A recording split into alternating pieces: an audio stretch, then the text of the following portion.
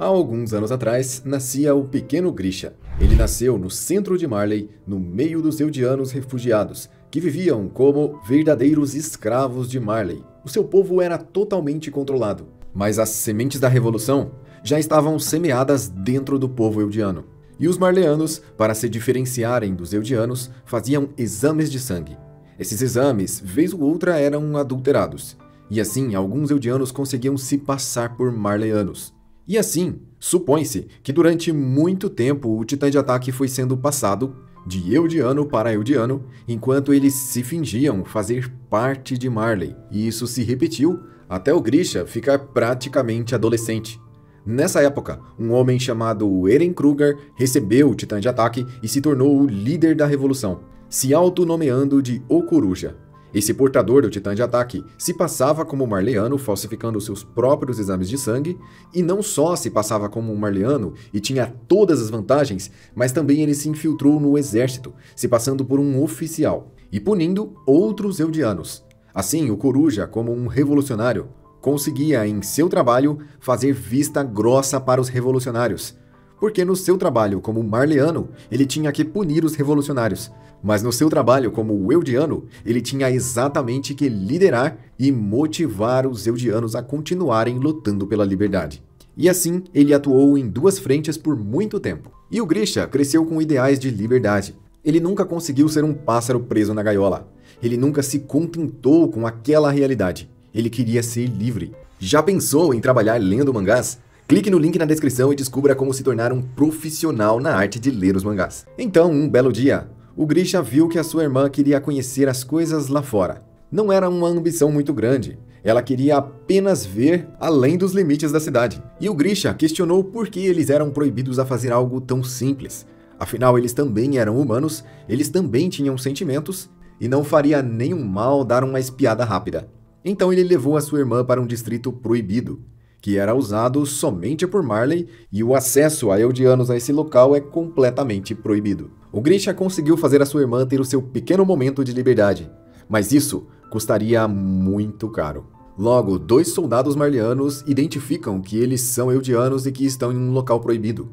E Marley costuma punir muito severamente todas as pessoas que descumprem qualquer tipo de regra.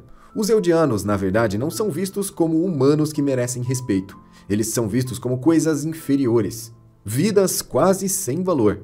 E por isso, por ter cometido esse simples deslize de ter saído do seu próprio domínio e ter entrado em um local proibido, mesmo que eles não tenham feito nada de fato errado, nem comprometido nada de Marley, eles não geraram nenhum prejuízo, não revelaram nenhuma informação secreta, eles apenas estavam no local errado. Mesmo assim, esse tipo de crime seria punido com a vida. Ou seja, os soldados deveriam eliminar aqueles dois. Mas um desses dois soldados era exatamente o Eren Kruger. O Eren estava com o titã de ataque. Era um eldiano e estava se passando por soldado. Ao ver aquelas duas crianças buscando por liberdade, ele tentou salvar pelo menos uma delas. Já que se ele tentasse salvar as duas, a sua posição seria comprometida e ele seria descoberto como o eldiano infiltrado.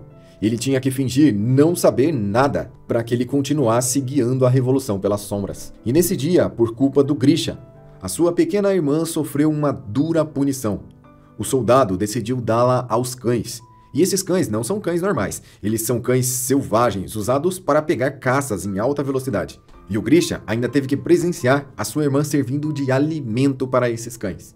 Depois disso, o Eren Kruger, como coruja, dá um jeito de salvar o Grisha. Apesar de que, a partir de agora, o Grisha carregaria esse trauma pelo resto da sua vida, se sentindo profundamente culpado por ter levado a sua irmã até ali e causado a morte dela. Aquela pequena olhada, aquela pequena espiada no território proibido, foi cara demais. E a partir de agora, o Grisha vê que tem algo muito errado nessa sociedade em que ele vive. E ele não aceita de forma alguma que as coisas sejam assim. Ele quer liberdade, e os seus pensamentos começam a se focar em revolução. O Grisha não aceita mais viver nessa situação, e a dor que ele carrega é exatamente a culpa de ter levado a sua irmã até um local proibido. Por isso, a partir de agora, o Grisha quer restaurar a glória de Eldia. Eldia, que foi a maior nação do passado, muito maior do que Marley. Agora ele se juntaria à revolução, guiado pelo Coruja, que nem ele mesmo sabia que era o Eren Kruger, o homem que poupou a sua vida. Ele se juntaria a essa revolução para tentar aliviar a sua dor e tentar consertar os seus erros do passado, se tornando assim um novo homem que busca apenas por liberdade. Seguindo sua determinação revolucionária, o Grisha se uniu aos restauracionistas. Alguns anos depois, Grisha conhece Dina, uma eldiana com sangue real. E ela também é uma revolucionária, mas seus pais não são. Os sogros do Grisha são eldianos fiéis a Marley. E mais alguns anos se passam. Grisha e Dina têm um filho chamado Zeke. E como seus pais trabalhavam, Zeke passava o dia todo com os seus avós e somente à noite com os seus pais. Grisha era um ótimo médico. E enquanto os pais do pequeno Zeke trabalhavam, o Zeke precisava estudar. E a escola de Marley é versada na arte da lavagem cerebral, para fazer as crianças estudarem a história que a própria Marley criou. Ou seja, fazer acreditar que Marley é um grande herói e vítima de todo esse sistema, e que os eldianos são um povo inferior, uma raça que tem que obedecer calada e se submeter apenas porque esse é o correto. E os avós do Zeke, os pais da Dina, acreditavam piamente nisso e começaram a transmitir também essa doutrina para o Zeke. E assim ele começou a ser doutrinado durante o dia todo pelos seus avós e durante a noite pelos seus pais. Só que a doutrina dos seus pais era totalmente diferente, porque os dois eram revolucionários. E eles tentavam explicar para o Zeke que todo aquele sistema que ele vivia e tudo aquilo que ele estava inserido era uma grande mentira. E assim à noite, ele era doutrinado a se rebelar contra Marley. E assim, seus avós o instruíram a obedecer, e os seus pais ordenaram que ele deveria se rebelar. O pequeno Zeke ficou perdido e confuso. O Grisha, na sua melhor das intenções, queria que o seu filho fosse um poderoso revolucionário. E sem querer, o Grisha nem viu o tempo passando. O seu trauma de quando ele ainda era bem jovem e deixou a sua irmã ser devorada foi algo que o paralisou no tempo. Ele manteve esse trauma como sua principal fonte de motivação. E era por causa disso que o Grisha vivia e agia e fazia todas as suas escolhas. Graças a isso, ele escolheu que o seu filho seria um revolucionário, sem nem perguntar a sua opinião. Ele queria apenas que o Zeke seguisse os ensinamentos. Apesar de saber que a criança tinha uma pressão enorme em cima da cabeça, eles não se importaram com isso. Afinal, o Zeke recebia outra doutrina na escola e ela era reforçada pelos seus avós. Sendo assim, o Zeke passou a ver os seus pais como fanáticos revolucionários que nunca conseguiriam nada. Além de estarem colocando as suas próprias vidas em risco, ainda estavam colocando a vida do Zeke e dos seus avós em risco com essas ideias malucas de ir contra o governo. O Grisha queria treinar o Zeke para ele ser um soldado, ganhar a confiança de Marley como um revolucionário e se passar despercebido até se tornar um portador de Titã. E o pequeno Zeke, que já estava perdido e confuso, agora teria que treinar para ser um portador de Titã. Afinal, se tudo tivesse dado certo, ele, como um revolucionário, tendo o sangue real e conquistando a confiança de Marley e recebendo o poder de um Titã, ele teria habilidades formidáveis. E assim, os revolucionários teriam um Titã com sangue real e seriam imparáveis. Mas eles nem perguntaram se o Zeke queria tudo isso. O Zeke não estava interessado em nada dessa conversa, mas ele acabou seguindo as ordens e ganhando a confiança de Marley. E graças a essa confiança, o Zeke descobriu que o governo iria prender todos os revolucionários e as pessoas ligadas a eles. Ele ouviu essa conversa e entrou em desespero. Afinal, a vida de todas as pessoas que ele conhece, de toda a sua família, estavam correndo perigo. O Zeke seria pego e os seus avós também, assim que o governo marliano descobrisse que eles eram parte dos revolucionários. E tudo isso era culpa do Grisha e da Dina. Somente o Zeke sabia que os seus avós eram inocentes. E o governo de Marley não acreditaria nisso. Quando um fosse descoberto, todos seriam descobertos. E então todos seriam julgados e punidos. Então o Zeke tomou a decisão de entregar os seus pais. O Zeke foi até os militares de Marley e disse que seus pais eram rebeldes, que ele e seus avós eram inocentes. E Zeke já havia conquistado parte do respeito dos soldados. Agora ele conquistaria um pouco mais, pois as investigações deles bateram com as alegações da criança. E assim o Zeke entregou os seus pais e fez uma barganha, negociando a segurança da sua própria vida e a dos seus avós, em troca da punição severa que os seus pais e todos os seus aliados sofreriam. De nenhuma outra forma ele poderia ter feito nada parecido. Se ele tivesse ficado calado, seus pais seriam descobertos e ele também perderia sua vida, junto com os seus avós. Entregando os seus pais, ele pelo menos conseguiu o respeito dos soldados e poupou a sua própria vida. E assim, Zeke e seus avós foram poupados, mas os pais do Zeke foram pegos. Antes de ser algemado e preso, o Grisha ainda viu o Zeke uma última vez, ao lado dos soldados de Marley, apontando para ele como culpado. E assim, ele ainda entendeu que era o seu filho que havia o denunciado. Aquela criança que estava passando por tanta pressão psicológica, recebendo várias doutrinas e várias lavagens cerebrais, havia respondido à altura de ter sido criado em um ambiente tão catastrófico. Ao serem capturados, Dina e Grisha foram levados de barco para a ilha vizinha. Parades possui um porto onde Marley transforma pessoas em titãs, e de lá, Dina foi lançada do alto da muralha e se tornou a Titã Sorridente. Já o Grisha sobreviveu. Durante a sua jornada como revolucionário, Grisha sempre serviu a um homem misterioso que liderava os revolucionários. Seu nome era Coruja, e ele se escondia no meio do exército de Marley como um infiltrado. Por anos, o Coruja se passou por um marleano, sendo na verdade um eldiano, e além disso, um portador de Titã.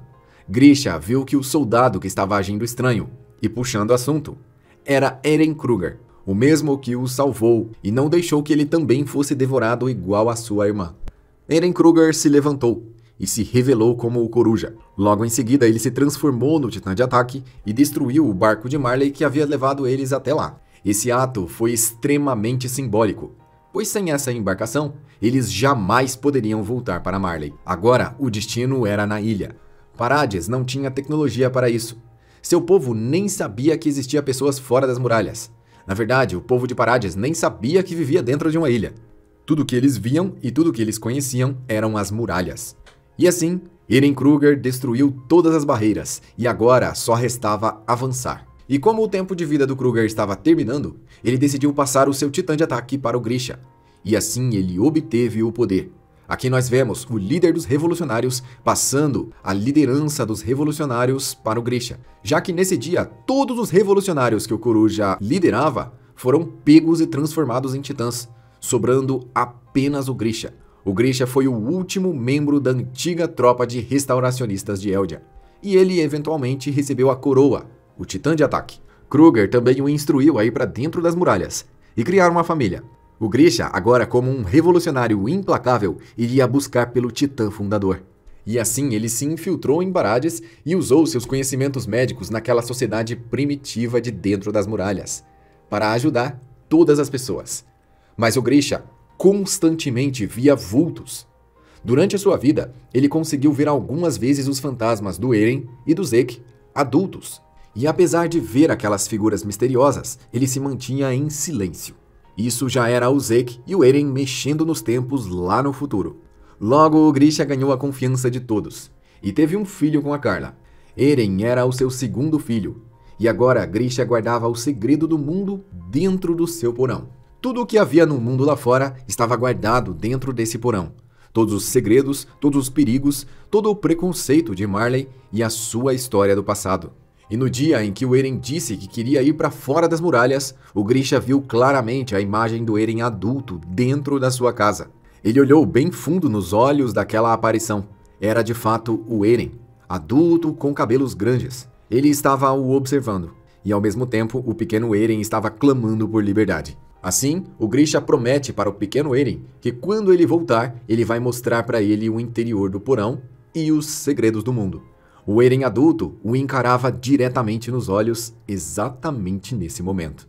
Grisha vivia realmente com um medo imenso e sem entender tudo o que aquilo se tratava. Ele vivia dentro de um grande pesadelo e não sabia se aquilo tinha a ver com os poderes do seu próprio Titã ou se era algo que ainda estava para acontecer. Após descobrir sozinho quem era o verdadeiro rei e onde ele se escondia, o Grisha também, como um bom revolucionário, descobriu o dia e o horário em que aconteceria a troca do Titã Fundador. E assim ele conseguiu invadir a capela e abordar a Frida e os outros. Ali, sem desejar lutar, o Grisha viu mais uma vez o seu filho Eren adulto, e isso o inspirou a lutar. O Eren fez ele se lembrar da sua irmã mais nova, que foi dada aos cães, e fez com que ele se enfurecesse e desejasse destruir aquela família. O Eren inspirou seu pai ao ódio, ele inspirou ele a lutar, e o Eren disse que tudo aquilo era para o bem do mundo e para a restauração de Eldia, que ele não poderia deixar sobrar nenhum. Ele deveria eliminar todos eles, até os menores. E assim o Grisha lutou com a Frida, inspirado pelo Eren, e venceu. E também eliminou todos os membros da família real, menos o Rodrigues, que conseguiu escapar. E assim, o Grisha, banhado pelo sangue real e com o Titã Fundador e o Titã de Ataque, conseguiu gerar uma conexão física com o Eren e com o Zeke. Afinal, ele havia acabado de devorar o Titã da Dina Fritz, estava banhado com o sangue real da família, e isso fez com que ele fizesse uma conexão com o Grisha e com o Eren. Ambos também estavam usando o sangue real e o Titã Fundador. Ele abraçou o Zeke em uma conexão física, que atravessa completamente o tempo e até a lógica. Nesse abraço, ele pediu desculpas para o Zeke, e o Zeke finalmente descobriu que seu pai não era o monstro que ele imaginava. O Zeke descobriu que, na verdade, o Grisha também era manipulado. O tempo todo, quem manipulou tudo foi o próprio Eren. E assim, ele também chorou e perdoou seu pai. Mas o Grisha deixou uma mensagem final. Por estar coberto de sangue real e com o Titã Fundador e de Ataque, ele não só interagiu com o passado, mas também viu flashes do futuro. E nesses flashes, o Grisha viu o Eren destruindo o mundo. Então ele pediu ao Zeke para pará-lo. Mas o Eren, usando a totalidade dos poderes do Titã Fundador, enviou uma ordem inquestionável pelo tempo. E isso obrigou o Grisha a buscar o Eren criança no acampamento, aplicar o líquido de Titã que ele havia pego lá na Caverna de Cristal no seu filho e se deixar devorar pelo Titã puro do Eren, entregando para ele o poder do Titã Fundador. E assim acabou a vida do Grisha, o revolucionário que levou o Titã de Ataque para dentro das muralhas. Se você gosta de histórias e curiosidades de personagens, se inscreva no canal. Não deixe de conferir esse vídeo aqui na sequência, que eu separei explicando qual foi e por que esse é o momento mais ridículo de Attack on Titan. Veja na sequência. Eu sou o Joel, eu vou ficando por aqui e até a próxima.